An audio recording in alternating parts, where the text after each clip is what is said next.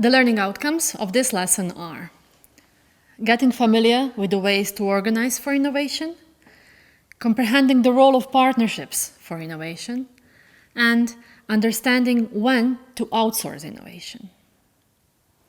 There are several ways to organize for innovation that we will go through: outsourcing, partnering, corporate venture capital, and ambidextrous organizations. Outsourcing can be done internally and externally. A typical internal outsourcing would involve an R&D department, separate units for innovation, or incubators. An external outsourcing includes outsourcing to different partners, suppliers, or customers. It is recommended to outsource innovation externally when a lot of new knowledge is needed and in early stages of a project. It must be noted that innovation is too important to be outsourced completely. In the process of ideation, it is common to use idea brokers to scout for ideas on behalf of a company. The outsourced company can create ideas, but the original company still needs committed resources within each innovation group. Another way of organizing for innovation is through partnering.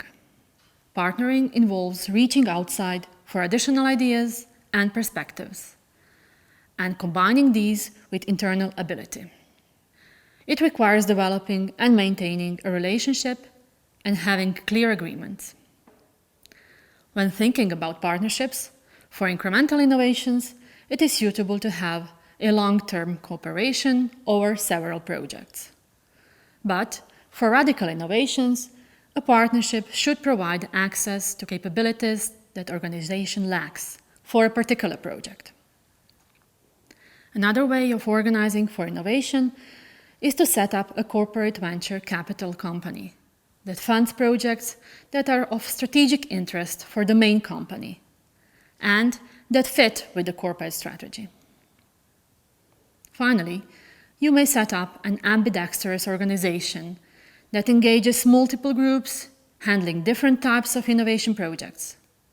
In that way, radical innovators are kept separate from the traditionalists who run the core business.